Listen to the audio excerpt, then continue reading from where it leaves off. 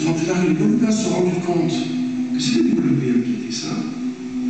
Pour ou contre, il y a eu un sentiment, alors c'est là que pour ou contre l'indépendance, la question était au-delà, c'est que ça, les Gaulois se disent, nous, on ne va pas faire ça, nous-mêmes. Et alors, même si on n'était pas d'accord, on parlait de...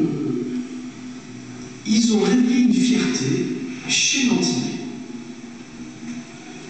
Je dirais, Césaire l'a fait différemment, mais c'est aussi la mérititude, c'est une fierté d'être noir, de ne pas avoir honte de ce qu'on est, de l'assumer. Eux, c'est pas au niveau de la couleur de peau, puisque dedans, il y a aussi bien des Indiens que des Afro-Américains, des Afro-Antillais, ils ont eu des militants qui n'étaient pas spécialement ancrés sur l'île, les femmes qui ont été les dirigeants de l'Alliance nationale Carrière cachée métropolitaine. Donc il y a déjà plein de gens qui ont adhéré à cette cause-là, comme il y a plein de gens qui l'ont rejeté aussi. Donc voilà, c'était reprendre le fil. Qu'est-ce qui s'est passé? Par exemple, le GLA existe jusqu'à sa dissolution. Bon, déjà, on va faire le calendrier, bêtement, des bombes, des arrestations, des interpellations, des enquêtes, des procès, des réactions, des manifestations, des contre-manifestations.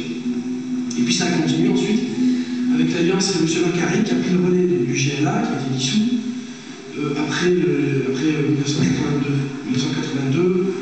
Le gouvernement socialiste étant passé au pouvoir en 1981, le GLA a cru qu'il pouvait négocier avec un nouvel État socialiste, ce qui n'a pas été le cas. Donc si Luc Renet a été gracié une première fois par Mitterrand, il a remonté la deuxième partie, le MPGI, Mouvement populaire pour la Guadeloupe indépendante, et l'Alliance révolutionnaire carrée qui avait pour mission de fédérer les mouvements terroristes, ils étaient terroristes dans le sens où ils étaient clandestins et ils utilisaient la violence. Terroristes, non, ils diront on était patriotes et résistants. Alors, moi je préfère dire le mot séparatiste ou indépendantiste, comme ça on est sur un terme qui ne prête pas à discussion sur la sémantique, si c'est positif ou négativement. Surtout mon travail n'a pas été de dire ils avaient tort ou raison, il était de dire ça s'est passé, on n'en parle pas. Alors déjà parlons-en, et ensuite réfléchissons pourquoi on n'en parle pas. Voilà, ça c'est un petit peu pour ramener comment j'ai été amené à m'intéresser à ce sujet. Et pour revenir à la case départ de mon lieu de naissance, je suis de ma mère et de mon grand-père, c'est que, ayant vécu par récit les indépendants, mon père a dû quitter l'Indochine petit aussi, parce que son père travaillait à la Situation de Saigon. Et je me suis dit, voilà, les événements qui ont bouleversé le monde, les indépendances, et les Antilles sont-elles passées à côté, ou sont-elles passées à côté, ou sont-elles passées à côté? Et ça m'a intéressé, vu que je connaissais cette histoire, un peu personnellement l'histoire de la femme de l'Empire colonial français, par la main de ma propre famille. Et je me suis dit, tiens, voilà, un vrai sujet de société, un vrai sujet d'historien, et qui est neuf. Parce que si les Antilles sont beaucoup battus pour parler de l'esclavage, c'est un travail qu'ils ont fait eux-mêmes par rapport à eux-mêmes, parce que c'est finalement, le premier qui avait besoin de parler de l'esclavage, c'était celui qui en était l'héritier, c'était donc l'Antillais, et ça a mis, je crois, moi je dirais qu'officiellement, il a fallu attendre 1759 de l'abolition de l'esclavage, il y a 10 ans, pour que, au niveau des autorités locales, Conseil général, Conseil régional, au niveau des ministères français, ministère de l'Outre-mer, ministère de la Culture, pour qu'on accepte de donner la part qui revient dans l'histoire de la France à l'esclavage, c'est très récent. Alors ça ne m'a pas tellement étonné de voir que les histoires très très récentes, encore très sensibles, on n'en parle pas. Sachez que les événements de mai 67 à Pointe-à-Pitre, qui sont une manifestation des ouvriers du bâtiment pour demander une augmentation de salaire, ont abouti à une tuerie dont on a su le nombre de morts qu'en 1985. Parce que le secrétaire d'État de l'Outre-mer de l'époque, Georges Lemoyne, a révélé ce nombre-là. Et encore aujourd'hui, on pense que ce nombre est sous-estimé, et c'est plutôt 120. Donc, une histoire de 1967, en 1985, le gouvernement nous dit une fédéralisation, on n'est même pas sûr de ce qu'il nous dit.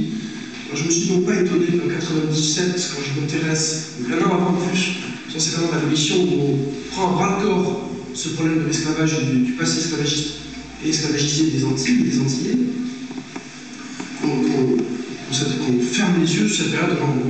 Vous savez ce qui a clôturé cet épisode violent de ce que j'appelle les années bombes en Guadeloupe? Il y a deux choses. Je parle évidemment de l'appellation de l'Ukraine et de ses camarades à la police judiciaire en 87.